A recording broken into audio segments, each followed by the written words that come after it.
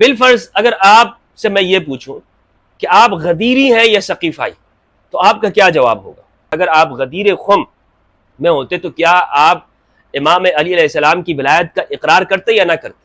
الحمدللہ رب العالمین والصلاة والسلام علی سید الانبیاء والمرسلین وآلہ الطیبین الطاہرین ومن والہ ورضی اللہ عن الصحابۃ من المہاجرین والانصار ومن تبعہم بإحسان الی یوم الدین۔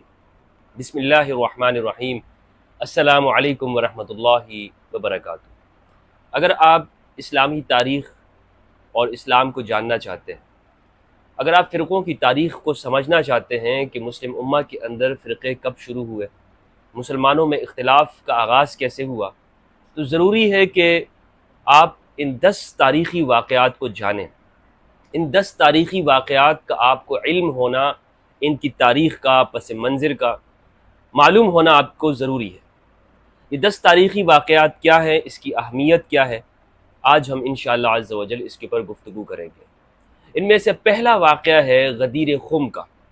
غدیر خم کا جو واقعہ ہے، اگر آپ مسلمانوں کے اندر جو اختلاف ہے اور یہ مسلمان شیعہ سنی میں تقسیم ہے، اس کو جاننا چاہتے ہیں اور یہ آپ کو معلوم ہونا چاہیے، تو یہ غدیر خم کا واقعہ آپ کو مکمل طور پر اس کا علم ہو کہ غدیر خم کیا ہے، اس جگہ کو غدیر خم کیوں کہتے ہیں، یہاں پر کیا واقعہ ہوا تھا، کیا ایسا واقعہ رونما ہوا کہ جو اس کی انتہائی اہمیت ہے۔ غدیر خم کے حوالے سے میری 2 ویڈیوز ہیں، وہ آپ دیکھ سکتے ہیں انشاءاللہ عز و جل، اس سے آپ کو کافی رہنمائی ملے گی۔ مختصر طور پر یہ بتاؤں کہ غدیر خم کے مقام پر نبی صلی اللہ علیہ وآلہ وسلم نے حجۃ الوداع سے واپسی کے موقع پر صحابہ کرام کو یہاں پر ٹھہرایا اور امام علی علیہ السلام کی ولایت کا اعلان کیا۔ شیعہ اور سنی دونوں اس بات پر متفق ہیں کہ امام علی منصوص من اللہ ہے ولی ہونے میں، امام علی کے ولی ہونے پر نص موجود ہے، اس پہ شیعہ سنی دونوں کا اتفاق ہے۔ لہٰذا امام علی منصوص من اللہ، منصوص من الرسول ہے، کس بارے میں؟ کہ علی کل عالم کے مولا ہیں، جس طرح نبی صلی اللہ علیہ وآلہ وسلم جس کے مولا ہے اسی کے مولا امام علی علیہ السلام ہے، اس بات پر نص ہے۔ تو غدیر خم کا واقعہ یہ آپ کو معلوم ہونا چاہیے۔ اس سے اگلا جو واقعہ ہے وہ ہے ثقیفہ بنی ساعدہ کا۔ نبی صلی اللہ علیہ وآلہ وسلم کے وصال کے بعد صحابہ کرام کا اجتماع ہوا ثقیفہ بنی ساعدہ میں۔ ثقیفہ کسے کہتے ہیں؟ بنی ساعدہ کا چبوترا تھا، جس طرح ہمارے ہاں دیرے ہوتے ہیں، بیٹھک ہوتی ہے مختلف قبیلوں کے اندر، وہاں پہ لوگ سربراہ جمع ہوتے ہیں اور وہاں پنچایت ہوتی ہے، ایک فیصلہ ہوتا ہے۔ تو عربی میں ثقیفہ بنی ساعدہ انصار کی ایک بیٹھک کی جگہ تھی۔ تو نبی صلی اللہ علیہ وآلہ وسلم کے وصال کے بعد انصار مدینہ وہاں جمع ہوئے اور ان میں آپس میں گفتگو ہو رہی تھی کہ ابھی کون امیر ہوگا۔ اتنے میں قریش اور مہاجرین وہاں پہ آ جاتے ہیں اور اس طرح ایک آپس میں ایک نزاع شروع ہو جاتا ہے اور جھگڑے کی کیفیت پیدا ہو جاتی ہے۔ انصار کہتے ہیں ہم میں سے امیر ہوگا، قریش کہتے ہیں ہم میں سے امیر ہوگا۔ بالآخر فیصلہ وہ حضرت ابوبکر رضی اللہ تعالیٰ عنہ ان کی خلافت کے اوپر ہو جاتا ہے۔ حضرت عمر کھڑے ہو جاتے ہیں اور ان کا ہاتھ بلند کر لیتے ہیں۔ یہاں اس ثقیفہ بنی ساعدہ کے حوالے سے میں آپ کو یہ بتاتا چلوں کہ صحابہ کرام کے 2 حصے ہو گئے۔ خود انصار میں سے جو خزرج کے امیر ہیں سعد بن عبادہ رضی اللہ تعالی عنہ اور ان کے بیٹے قیس بن سعد بن عبادہ، وہ حضرت ابوبکر کی خلافت پر اتفاق نہیں کرتے، وہاں سے اٹھ کے چلے جاتے ہیں، شام چلے جاتے ہیں اور پھر وہیں پر حضرت سعد بن عبادہ کی شہادت ہوتی ہے۔ تو حضرت ابوبکر کی خلافت کے اوپر صحابہ کے اندر اختلاف رہا، اور بنو ہاشم کا جو طبقہ ہے، امام علی علیہ السلام اور آپ کے ساتھ بنو ہاشم کے افراد، جو تقریباً کوئی 50 صحابہ کرام ہیں بنو ہاشم کے، عبداللہ ابن عباس، عباس ابن عبد المطلب، زبیر ابن العوام، عبداللہ ابن زبیر، یہ جو بنو ہاشم کے افراد ہیں، یہ لوگ الگ ہوتے ہیں اور امام علی علیہ السلام 6 مہینے تک بیعت نہیں کرتے ہیں اور خلافت حضرت ابوبکر کی حکومت کو تسلیم نہیں کرتے۔ بخاری کے اندر یہ واقعہ موجود ہے، امام علی علیہ السلام کا سٹینڈ اور موقف بھی، اور امام علی علیہ السلام نے اپنے حق بھی جتلایا کہ میں اپنا حق بھی بیان کیا کہ میرا حق ہے۔ ہم یہ سمجھتے ہیں کہ نبی صلی اللہ علیہ وآلہ وسلم کے ساتھ قرابت کی وجہ سے اس خلافت کے حقدار ہم ہیں۔ کچھ لوگ کہتے ہیں نا کہ امام علی علیہ السلام نے کبھی بھی اپنا حق نہیں بتایا، یہ بات غلط ہے، بخاری کے اندر موجود ہے، صحیح حدیث ہے، امام علی علیہ السلام نے خلافت کے حوالے سے اپنا سٹینڈ ظاہر کیا ہے۔ تو بہرحال شبلی نعمانی کے آپ الفاروق دیکھ لیجئے، اس میں لکھا ہوا ہے کہ سیدہ فاطمہ الزہرا علیہ السلام کے گھر میں باقاعدہ نشستیں ہوتی تھی ان لوگوں کی کہ جو امام علی علیہ السلام کی خلافت کے حقدار تھے اور بنو ہاشم کے افراد تھے۔ شبلی نعمانی نے یہاں پر سازشی لفظ استعمال کیا ہے، اللہ تعالیٰ ان کو معاف کرے، اور میں سمجھتا ہوں چونکہ وہ ناسبی نہیں تھے، لیکن شاید انہوں نے دوسرے لوگوں کی فہم کے مطابق اس لفظ کو یہاں پہ استعمال کیا کہ دوسرے لوگ یہ سمجھتے تھے کہ یہاں پہ سازشیں ہوتی ہیں۔ تو شبلی نعمانی چونکہ ایک آزاد محقق ہیں، مورخ ہیں، کاتب ہیں، انہوں نے یہ الفاظ لکھ دیے۔ تو بہرحال اس سے آپ کو واقعے کی نوعیت اور حساسیت کا اندازہ ہوگا کہ سیدہ فاطمہ الزہرا علیہ السلام کا جو گھر ہے وہ کتنا خاص ہے، یعنی سیدہ نساء عالمین سیدہ فاطمہ الزہرا علیہ السلام، ان کا جو گھر ہے اس میں لوگ جمع ہوتے ہیں، اور حضرت سیدہ وہ امام علی علیہ السلام کے ساتھ وہ کس طرح کھڑی ہیں، اور آپ کے جو غدیر خم کا اعلان ہے امام علی کا، اس پر سیدہ کا کیا موقف ہے۔ تو یہ جتنی بھی نشستیں ہو رہی ہیں خلافت کے حوالے سے بنو ہاشم کی جو میٹنگز ہوتی ہیں وہ سیدہ زہرا علیہ السلام کے گھر میں ہوتی ہیں۔ یہ گھر بہت اہمیت کا حامل ہے۔ عبداللہ ابن عمر سے کسی نے پوچھا کہ حضرت علی کا کیا مقام ہے، تو عبداللہ ابن عمر نے کہا کہ اگر تم ان کا مقام اور درجہ دیکھنا چاہتے ہو تو ان کا گھر دیکھ لو، کہ گھر نبی صلی اللہ علیہ وآلہ وسلم کے ساتھ جڑا ہوا ہے اور ملا ہوا ہے۔ سبحان اللہ۔ تو سیدہ زہرا علیہ السلام کا جو گھر ہے یہ انتہائی اہمیت کا حامل ہے۔ انشاءاللہ عز و جل اس گھر کی جو مزید اہمیت ہے اس وقت کے حالات کے اعتبار سے اس پر بھی انشاءاللہ گفتگو ہوگی، اور یہ جو موضوع ہے واقعہ احراق الدار، یعنی روایتیں ملتی ہیں کہ سیدہ زہرا علیہ السلام کا گھر کا دروازہ جلایا گیا، اس حوالے سے انشاءاللہ عز و جل تفصیلی طور پر گفتگو بھی عنقریب اس پر گفتگو کی جائے گی۔ تو بہرحال یہ سقیفہ بنی ساعدہ کے حوالے سے آپ کے علم آپ کو معلوم ہونا ضروری ہے، اور یہاں پر اہل سنت کا موقف میں بتاتا چلوں۔ اہل سنت والجماعت یہ کہتے ہیں کہ سقیفہ بنی ساعدہ میں جو حضرت ابوبکر رضی اللہ عنہ کی جو خلافت کا انعقاد ہوا ہے یہ کوئی منصوص من اللہ نہیں ہے، بلکہ مسلمانوں نے انہیں خلیفہ بنایا ہے، یعنی حضرت ابوبکر کی خلافت کے اوپر کوئی نص موجود نہیں ہے، کوئی شرعی دلیل نہیں ہے کہ حضرت ابوبکر رضی اللہ عنہ کی ہم خلافت پہ کہیں کہ قرآن کی یہ آیت ہے، یہ حدیث یہ ہے جس میں نبی صلی اللہ علیہ وآلہ وسلم نے فرمایا کہ میرے بعد ابوبکر رضی اللہ عنہ خلیفہ ہے، پھر عمر ہے، پھر عثمان ہے، پھر علی۔ اس طرح کا کوئی روایت موجود نہیں ہے۔ تو حضرت ابوبکر کی جو خلافت ہے یہ مسلمانوں کے فیصلے کی وجہ سے، اور اس میں بھی میں نے آپ کو بتایا کہ جو سعد بن عبادہ رضی اللہ عنہ ہے جلیل القدر صحابی ہیں، نبی صلی اللہ علیہ وآلہ وسلم کو انوائٹ کرنے والے مدینہ میں سعد بن عبادہ ہے رضی اللہ عنہ، اور سب سے امیر فرد وہاں کے، اور ہر جنگ میں نبی صلی اللہ علیہ وآلہ وسلم کے ساتھ جو جھنڈا ہوتا تھا وہ سعد بن عبادہ کے پاس ہوتا تھا۔ اور ان کے جو بیٹے ہیں قیس بن سعد بن عبادہ، یہ بھی جلیل القدر صحابی ہیں، بدری احد کے صحابی ہیں، اور امام علی علیہ السلام کے وفادار اصحاب میں آتے ہیں قیس بن سعد بن عبادہ۔ تو اہل سنت کا موقف یہ ہے کہ یہ کوئی منصوص مسئلہ نہیں ہے حضرت ابوبکر کی خلافت کا۔ تو اب میں یہاں پر آپ سے ایک سوال پوچھتا ہوں، سوال ہے، اس کو غور سے سنیے گا۔ بالفرض اگر آپ سے میں یہ پوچھوں کہ آپ غدیری ہیں یا ثقیفائی، تو آپ کا کیا جواب ہوگا؟ جبکہ آپ کو یہ بات معلوم ہے کہ غدیر میں نبی صلی اللہ علیہ وآلہ وسلم نے سب سے اقرار لیا، جتنے بھی صحابہ کرام وہاں پہ موجود ہیں، جو انصار اور مہاجرین ہیں، جن کی رائے کا اعتبار ہوتا ہے۔ کچھ لوگ کہتے ہیں کہ جناب وہاں پر تو یمن والے چلے گئے، شام والے چلے گئے، اور دوسرے لوگ، بھائی قرآن نے جو صحابی کہا ہے وہ مہاجرین اور انصار سے کہا ہے، ان کی رائے کا اعتبار ہے، باقی یعنی طلقاء ہیں ان کی رائے کا تو خلافت میں اعتبار ہی نہیں ہے۔ تو اسی لیے ان کے سامنے نبی صلی اللہ علیہ وآلہ وسلم نے ان سے منوایا کہ علی کو مولا مانو۔ تو میں آپ سے یہ سوال پوچھتا ہوں کہ اگر آپ غدیر خم میں ہوتے تو کیا آپ امام علی علیہ السلام کی ولایت کا اقرار کرتے یا نہ کرتے؟ آپ کا جواب کیا ہے؟ اور اگر آپ سقیفہ میں ہوتے تو کیا آپ کیا پوچھتے کہ علی کو یہاں پر تشریف لانے دو، امام علی یہاں پر موجود ہے یا نہیں ہے؟ تو آپ سے میں یہ سوال کرتا ہوں، کیونکہ دیکھیں آپ امام علی کی جو ولایت ہے اس میں تو نص موجود ہے، لیکن حضرت ابوبکر رضی اللہ تعالیٰ عنہ کی خلافت کے اوپر کوئی نص موجود نہیں ہے. اور یہ اہل السنت والجماعت کا متفقہ نظریہ ہے کہ ہم یہ کہتے ہیں کہ امام علی علیہ السلام منصوص من اللہ ہے ولی ہونے میں، اور یہ متواتر حدیث ہے، حدیث الغدیر، حدیث الثقلین. جبکہ ہم یہ کہتے ہیں کہ حضرت ابوبکر کی خلافت کے اوپر نص موجود نہیں ہے. تو ہمیں کس طرف کھڑا ہونا چاہیے؟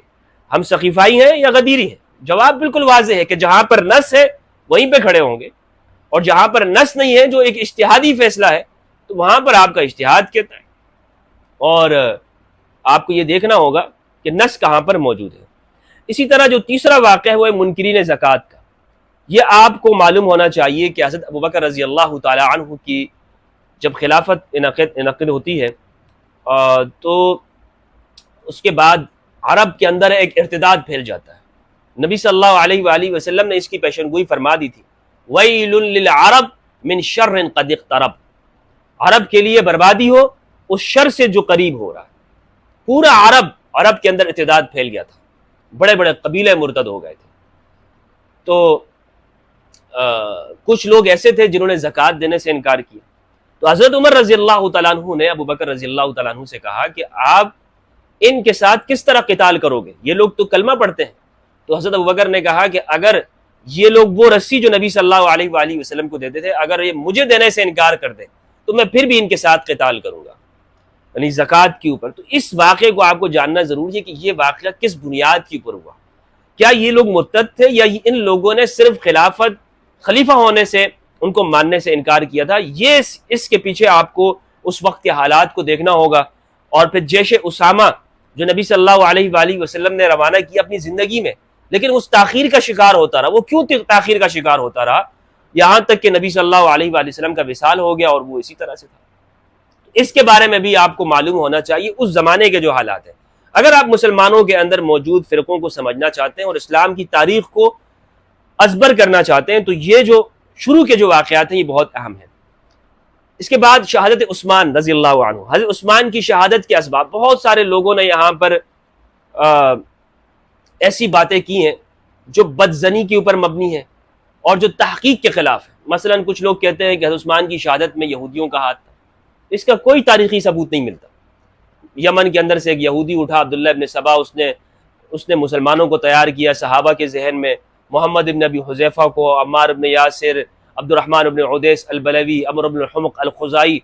یہ کوئی جلیل القدر صحابہ ہے، یہ کوئی طلقاء نہیں ہے. عمر ابن حمق الخزائی حدیبیہ کے وقت میں مسلمان ہوئے، اور عبد الرحمن ابن عدیس البلوی بیت رضوان کے صحابی ہیں، جلیل القدر صحابہ ہیں. عمار ابن یاسر رضی اللہ تعالیٰ عنہ، محمد ابن ابی حذیفہ. تو اب ان واقعات کو آپ کو حقیقت کے ساتھ جاننا ضروری ہے، بغیر کسی تعصب کے یا کسی ایک کی سائڈ رکھتے ہوئے. ہمارے ہاں لوگ تاریخ کا بھی مطالعہ کرتے ہیں تو وہ یہ کہ یہ تاریخ کو اپنے فرقے کی نظر سے دیکھتے ہیں اور کہ یہ اس فرقے کے خلاف ہے، اور ان کتابوں کو پڑھتے ہیں جو دوسروں کے خلاف لکھی ہوتی ہے. ایک ذہن وسیع کر کے آپ مطالعہ کریں، ذہن کو بالکل فارغ کر کے، کسی فرقے کی حمایت آپ کے ذہن میں نہ ہو اور آپ واقعات کو اسی طور پر سمجھیں جس طرح سے وہ واقعات ہیں. تو شہادت عثمان رضی اللہ عنہ اسباب کیا تھے، کنہوں نے فتویٰ دیا، کیا ہوا، وجوہات کیا تھیں، ان کے فیصلے کون سے تھے، اور کس بنیاد پر اتنا بڑا فیصلہ ہو گیا کہ حضرت عثمان رضی اللہ عنہ 40 دن تک محصور رہے، گھر سے نہیں نکل سکتے تھے وہ. اور مسلمانوں کی یعنی نماز تک وہ نہیں پڑھا سکتے تھے. باہر نماز لوگ پڑھاتے تھے، عبد الرحمن ابن عدیس البلوی نماز پڑھاتے تھے. تو اس کو آپ نے جاننا ضروری ہے. جنگ جمل کیوں ہوئی، کن اسباب کی بنیاد کے اوپر ہوئی، کون سے دو گروہ تھے، حضرت طلحہ رضی اللہ عنہ، حضرت زبیر رضی اللہ عنہ، ام المومنین عائشہ رضی اللہ تعالیٰ عنہ، اور دوسری جانب امام علی علیہ السلام کا لشکر. یہ آپس میں کیوں ٹکرائے، کہاں پر ہوئی، اور اس وقت میں کوفہ پر حکمران کون تھے، بصرہ کے اوپر کون گورنر تھے، امام علی علیہ السلام نے مدینہ سے کوفہ کی طرف کیوں دارالخلافہ کو منتقل کیا، کیا اسباب تھے اور کس وقت میں کیا اور یہ فیصلہ کیوں کیا گیا. یہ جنگ جمل کے ساتھ یہ چیزیں جڑی ہوئی ہیں, یہ آپ کو معلوم ہونا ضروری ہے. جنگ صفین کیوں ہوئی, کس سن میں ہوئی, کن کے ساتھ ہوئی, کتنے صحابہ اس میں شریک ہوئے, بدری بیعت رضوان کے صحابہ, انصار صحابہ وہ کس جانب تھے, امام علی علیہ السلام کا موقف کیا ہے صفین کے حوالے سے, اور مد مقابل کون سے لوگ ہیں, احادیث میں کیا پیشن گوئی آئی ہے, حضرت عمار رضی اللہ تعالیٰ عنہ کا کردار کیا ہے, فئہ باغیہ کے متعلق نبی صلی اللہ علیہ وآلہ وسلم کی حدیث متواتر کیا ہے, بخاری مسلم کے اندر موجود ہے متواتر حدیث عمار تقتلہ الفئۃ الباغیہ. یہ آپ کو معلوم ہونا ضروری ہے صفین کا, جمل کا. اس کے بعد جنگ واقعہ کربلا, نہروان بھی ہے, نہروان اسی صفین, کیونکہ وہ صفین سے ہی نکلے ہیں تو وہ آپ اس کو شامل کر لیں, نہروان کی جنگ کو.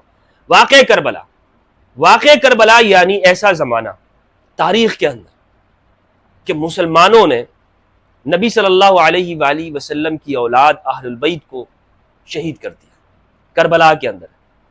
نوبت یہاں تک کیوں آئی؟ کربلا کے لیے جب آپ کربلا پہ پہنچیں گے, یہاں سے اوپر سے آئیں گے تو درمیان میں ایک چیز ہے صلح الامام الحسن, اس کا مطالعہ آپ کو کرنا ہوگا. اور امام علی علیہ السلام کا موقف باغیوں کے حوالے سے یہ آپ کو یاد ہونا چاہیے, معلوم ہونا چاہیے.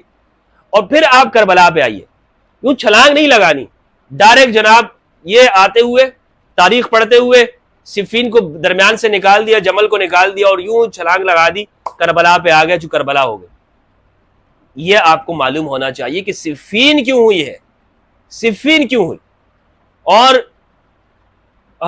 صفین کے اندر اس کے بعد جو صلح ہوتی ہے اس کے کیا اسباب ہیں. تو یہ کربلا کے ساتھ یہ چیزیں جڑی ہوئی ہیں. اسی طرح خوارج, خوارج کی جو فکر ہے وہ کیا ہے, خارجی کون سے لوگ ہیں اور ان کا وجود اور ظہور کیوں ہوا. صفین کے اندر یہ لوگ موجود تھے اور ان کی بنیادی فکر کیا ہے, امام علی علیہ السلام سے یہ جدا کیوں ہوئے. یہ بالکل وہ منافقین ہے, یعنی نبی صلی اللہ علیہ وآلہ وسلم کے سامنے جو منافقین ہوتے تھے, اور بظاہر نبی صلی اللہ علیہ وآلہ وسلم نے ان کے اوپر اصحابی کا لفظ استعمال کیا, فی اصحابی اثنا عشر منافقا, مسلم کی روایت ہے. اور بخاری کے اندر موجود ہے کہ عبداللہ ابن ابی کو نبی صلی اللہ علیہ وآلہ وسلم نے فرمایا کہ اسے چھوڑ دو ورنہ لوگ کہیں گے کہ محمد صلی اللہ علیہ وآلہ وسلم یقتل اصحابہ, محمد اپنے اصحاب کو قتل کرتے ہیں صلی اللہ علیہ وآلہ وسلم. تو عبداللہ ابن ابی کے اوپر اصحاب کا لفظ نبی صلی اللہ علیہ وآلہ وسلم نے استعمال کیا. تو یہ جو خوارج ہے, ذو الخویصرہ التمیمی, نبی صلی اللہ علیہ وآلہ وسلم کے سامنے موجود ہے. وہ نبی صلی اللہ علیہ وآلہ وسلم کو کہتا ہے اعدل یا محمد, عدل کیجئے. تو آپ نے فرمایا وہی حق, اگر میں عدل نہیں کروں گا تو کون عدل کرے گا. تو ایک صحابی نے کہا یا رسول اللہ اجازت دی اس کی گردن اڑا دوں. تو آپ نے فرمایا چھوڑ دیجئے, اس کے نسل میں سے ایسے افراد نکلیں گے کہ جو دین سے بالکل نکلے ہوئے ہوں گے, وہ بظاہر قرآن کو پڑھیں گے لیکن ان کے حلق سے نیچے نہیں جائے گا. تو یہ ذو الخویصرہ التمیمی یہ خوارج کا رأس ہے, رأس الخوارج. اور یہ یعنی نبی صلی اللہ علیہ وآلہ وسلم کے سامنے موجود ہے, کلمہ پڑھتا ہے, صحابہ کی صف میں یہ اب شمار ہوتا ہے, لیکن نبی صلی اللہ علیہ وآلہ وسلم نے فرمایا کہ اس کی نسل سے ایسے لوگ نکلیں گے جو دین سے نکلے ہوئے ہوں گے, جو دین سے نکلے ہوئے ہوں گے. تو خوارج یہ منافقین ہی ہے. اور امام علی علیہ السلام کی یعنی لشکر میں یہ منافقین موجود تھے. تو اس سے امام علی پر کوئی حرف نہیں آتا کہ جناب یہ خوارج تو آپ ہی سے نکلے ہوئے, نہیں, آپ کے لشکر سے تو نکلے ہوئے ہیں, لیکن بالکل ان کی مثال ایسی ہے کہ جیسے نبی صلی اللہ علیہ وآلہ وسلم کے سامنے منافقین ہوتے تھے. ٹھیک ہے, بالکل اس طرح کی مثال ہے. اگلا جو واقعہ انتہائی اہم ہے تاریخ کے اندر وہ ہے مسئلہ خلق قرآن. مسئلہ خلق قرآن یہ کیوں اہم ہے؟ یعنی مسلمانوں میں جو عقائد میں آگے جو تزلزل آتا ہے بنو عباس کے زمانے میں, یہ جتنی بھی آپ کو موضوع اور ضعیف قسم کی روایات نظر آتی ہیں یہ سب بنو امیہ کے زمانے میں گھڑی گئی ہیں, ایجاد کی گئی ہیں فلاں فلاں کی فضیلت کے اندر امام علی علیہ السلام کے مد مقابل لانے کے لیے. تو آپ جب وہاں جائیں گے مسئلہ خلق قرآن میں تو آپ دیکھیں گے کہ یہ مسلمانوں میں ایک ایسا مسئلہ ہے جو معتزلہ کا جب وجود ہوتا ہے, اور ہارون رشید اور اسی طرح اس کا جو بیٹا ہے مامون یہ معتزلہ کی فکر کو اپنا لیتے ہیں, اور اس کے مقابل میں جو اہل سنت ہے اس زمانے میں احمد بن حنبل اور یہ جو محدثین کا جو طبقہ ہے وہ آپ کو ایسا نظر آئے گا کہ وہ بالکل سائڈ پر ہے، اور معتزلہ ان کی ریاستی سرپرستی ہو رہی ہے۔ تو آپ یہ دیکھیں گے کہ ہمیشہ یہ ہوا ہے کہ جس فرقے کی ریاستی سرپرستی ہوئی ہے تو اس کو بہت عروج ملا ہے۔ یعنی ہارون رشید اور مامون کے زمانے میں دیکھیں، متوکل عباسی تک معتزلہ آپ کو عروج میں نظر آئیں گے، اور اہل سنت اور وہ لوگ جو محدثین ہیں وہ ان کو سائڈ پہ کر دیا گیا، ان کو کوئی نہیں پوچھتا تھا، اور معتزلہ کی فکر پھیل گئی تھی، بڑے بڑے مفکرین ان کے اندر پیدا ہوئے، اور بادشاہ کے قریب ان کی کرسی رکھی جاتی تھی، ان کے علماء کی، اور اہل سنت کو کوئی پوچھتا بھی نہیں تھا۔ لیکن جب متوکل عباسی آتا ہے اور اس کا تعلق احمد بن حنبل کے ساتھ بہترین ہو جاتا ہے، تو پھر معتزلہ کے اوپر کریک ڈاؤن شروع ہو جاتا ہے، معتزلہ کو پکڑا جاتا ہے، مارا جاتا ہے، ان کا صفایا کر دیا گیا، بالکل خاتمہ کر دیا گیا۔ تو اس سے ایک چیز معلوم ہوئی کہ یہ جو ہمیں نظر آتا ہے کہ علوم اہل البیت علیہم السلام وہ کہاں پر ہے، اور یہ جو ریاست کی سرپرستی میں اگر کوئی فرقہ آ جاتا ہے یا کوئی شخصیت آ جاتی ہے تو وہ کس طرح وہ فکر جلدی سے پھیلتی ہے۔ اس لیے اہل البیت علیہم السلام سے لوگوں نے علوم کیوں نہیں لیے؟ اگر لیے بھی تو انہوں نے اظہار نہیں کیا۔ مثلا حسن بصری کہتے ہیں کہ میں جب تمہیں یہ بیان کروں کہ رسول اللہ صلی اللہ علیہ وآلہ وسلم نے فرمایا تو یہ دراصل امام علی کا قول ہوتا ہے، لیکن میں حالات کی وجہ سے، خوف کی وجہ سے علی کا نام نہیں لینا چاہتا۔ حسن بصری جیسا تابعی وہ یہ بات کہتے ہیں اور تقیہ کرتے ہیں، تو اندازہ کیجیے آپ کہ وہ کیسا حال، کیسا زمانہ اور کیسے احوال ہے اس وقت میں۔ تو مسئلہ خلق قرآن آپ کو یہ بات سمجھنے میں بہت مدد دے گا انشاءاللہ۔ سقوط بغداد کا سقوط پھر کیوں ہوا؟ ایسی سلطنت مسلمانوں کی، کہا جاتا ہے کہ ہارون رشید عباسی کی جو حکومت تھی کہ جس کی سورج اس کی سلطنت میں غروب نہیں ہوتا تھا، یعنی ایک علاقے میں اگر صبح ہو رہی ہے تو دوسرے علاقے میں رات ہے، اور پھر اگر وہاں جائیں تو ادھر صبح ہے تو پھر ادھر رات ہے، یعنی ایک دنیا کے اکثر حصے کے اوپر، یعنی دنیا کے اکثر ممالک کے اوپر عباسی حکومت اس کا جھنڈا لگا ہوا ہے۔ یہاں ہندوستان، پاکستان، اس طرف عثمانیوں کو دیکھ لیں تو وہ بھی ان کا خطبہ پڑھ رہے ہیں، اس طرف اندلس میں دیکھ لیں، وہ افریقہ تک، یہ سارے ممالک، حجاز جتنے بھی ہیں، رشیا، یہ سارے بنو عباس کے تحت آتے تھے ہارون رشید کی حکومت میں۔ تو آخر ایسے کیا اسباب ہوئے کہ یہ سقوط ہوا، بغداد گر گیا، اور وہاں پر مسلمانوں کی گردن کے اوپر اللہ سبحانہ و تعالیٰ نے اس وقت میں چنگیزیوں کو مسلط کر دیا؟ وہ کیوں آئے وہاں پہ، اور کیوں اس کے لیے دروازے کھولے گئے، کیوں ویلکم کہا گیا؟ اور پھر اس زمانے کو بھی آپ مطالعہ کریں، ہلاکو خان کا، ہلاکو خان کے مطالعہ کیجئے تو آپ کو معلوم ہوگا کہ مسلمان امن میں رہ رہے ہیں، اور جبکہ عباسیوں کے زمانے میں وہ آخر زمانے میں خاص طور پر وہ یعنی معتزلہ کے اوپر ظلم ہوا، اہل البیت کے اوپر ظلم ہوا، جبکہ جب ہلاکو آتا ہے تو وہ کرسچن کو کہتا ہے کہ آپ اپنے چرچ میں جائیں، مسلمان کو کہتا ہے کہ تم اپنی مسجد میں جاؤ، کوئی لڑائی نہیں ہوتی فرقے کے نام پر۔ تو یہ زمانہ بھی آپ کو دیکھنا ضروری ہے، سقوط بغداد سے پہلے بھی اور سقوط بغداد کے بعد بھی، اور ان اسباب کا آپ کو جائزہ لینا ضروری ہے۔ تو یہ 10 تاریخی واقعات ہیں، میں سمجھتا ہوں کہ اگر آپ ان کا مطالعہ کریں گے اور اس منہج کے ساتھ کریں گے تو انشاءاللہ عز و جل آپ اس نتیجے پہ پہنچیں گے کہ تاریخ اس میں وہ اتنی سادہ نہیں ہے جس طرح ہمیں بیان کی جاتی ہے۔ اس لیے شعور تاریخ کا ہونا ضروری ہے۔ اگر آپ کے پاس تاریخی شعور نہیں ہے تو آپ ایک اتنے سادہ سے بندے، آپ کو کوئی بھی ہوا کے ساتھ جو ہے نا وہ لے جائے گا، بیوقوف بنا کے لے جائے گا۔ آپ کہیں بھی بیٹھے ہوں گے کسی کے ساتھ بھی، وہ آپ کو جلدی سے اس طرح وہ گھما پھرا دے گا کہ آپ کہیں گے کہ اچھا یہی حق ہے جو یہ بتا رہا ہے۔ تو ان چیزوں کا آپ کے پاس علم ہونا، نالج ہونا ضروری ہے۔ السلام علیکم ورحمۃ اللہ وبرکاتہ۔